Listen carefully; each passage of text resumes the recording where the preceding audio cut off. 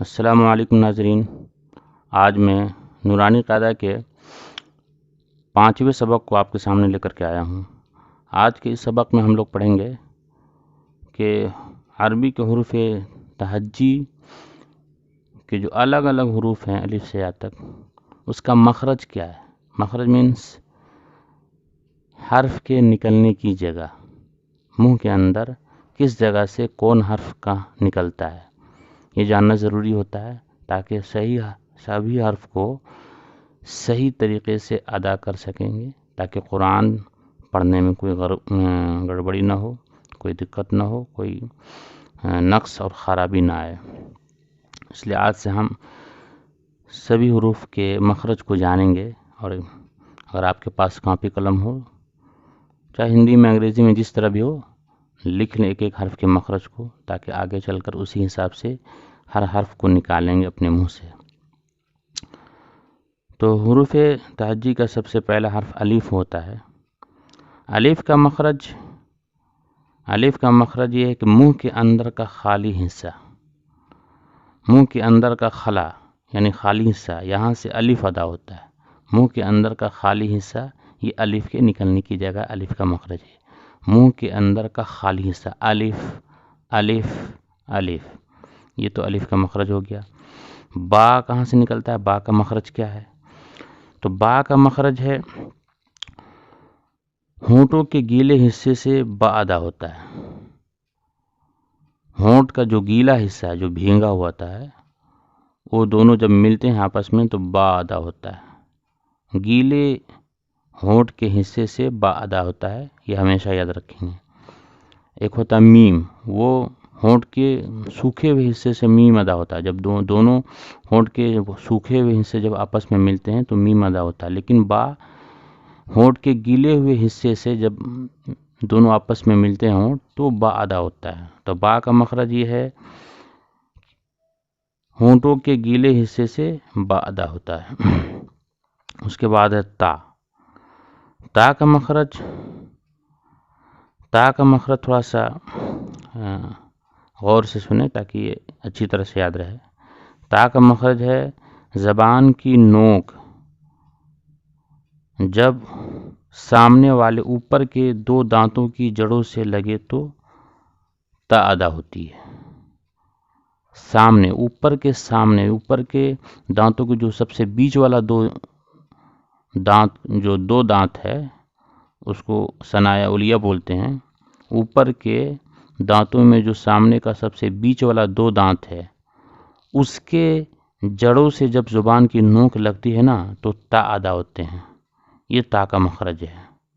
زبان کا نوک اوپر والے دانتوں کے بیچ والے 2 دانتوں کے جڑ سے جب ملیں گے تو تا ادا ہوگا، اور وہی تا کے نکلنے کی جگہ ہے۔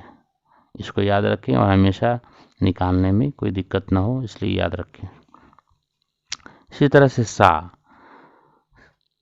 اسے پڑھتے ہیں سا۔ ایک ہوتا ہے سین، ایک ہوتا ہے صاد۔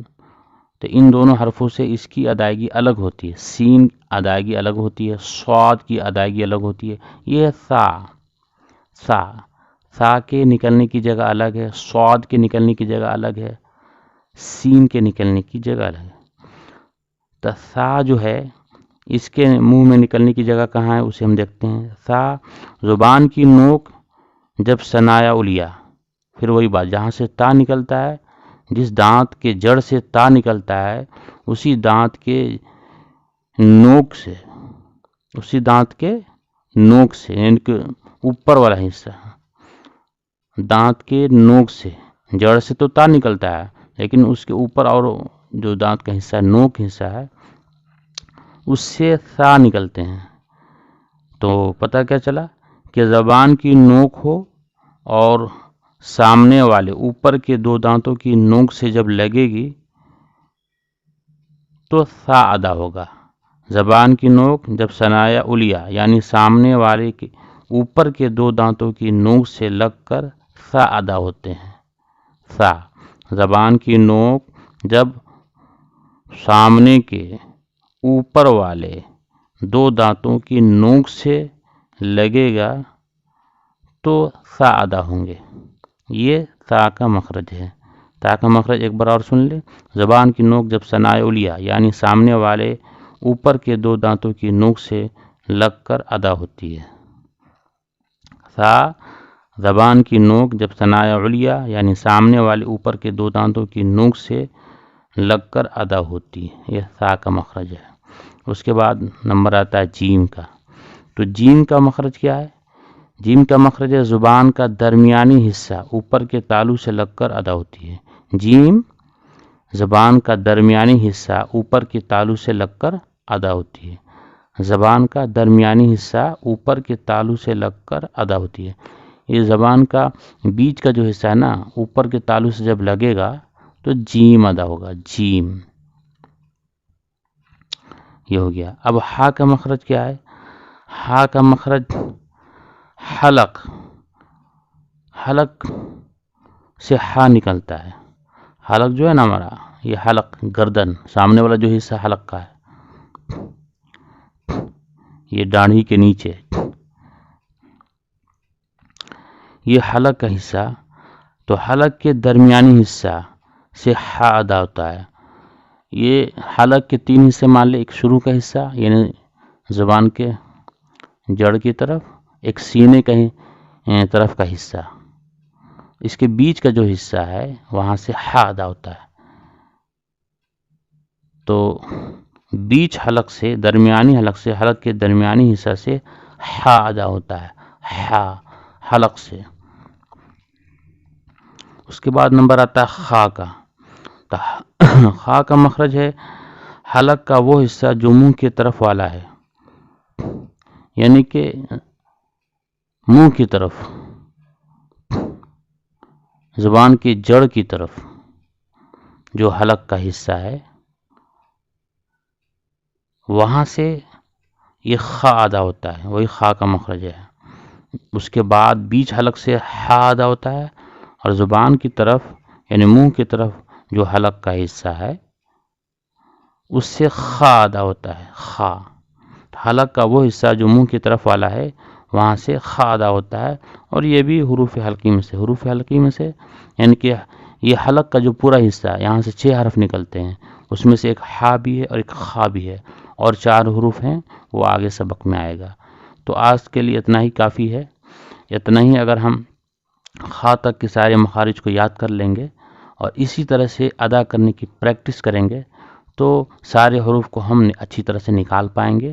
عموماً ہا اور خا کی پریکٹس زیادہ کرنی چاہیے. اسی طرح سے سا کا جو مخرج بتایا میں نے اس کے حساب سے سا کی پریکٹس کرنی ہوگی, خوب مشق کرنی ہوگی, تب جا کے سا نکل پائے گا. سا سین نہیں, صاد نہیں. سین اور صاد سے اس کی ادائیگی الگ ہوتی ہے. سا اسی طرح سے ہا نہیں, ہا اس کے نکلنے کی جگہ الگ ہے. بیچ حلق سے ہا ادا ہوتا ہے اور شروع حلق سے خا ادا ہوتا ہے. آج کے لیے اتنا کافی ہے. انہی 4-3-7 حروف کے تمام مخرج کی مشق کریں. اس کے بعد اگلے سبق میں آگے سبق پڑھے گا اور بقیہ حرف کے مخرج کو ہم دیکھیں گے.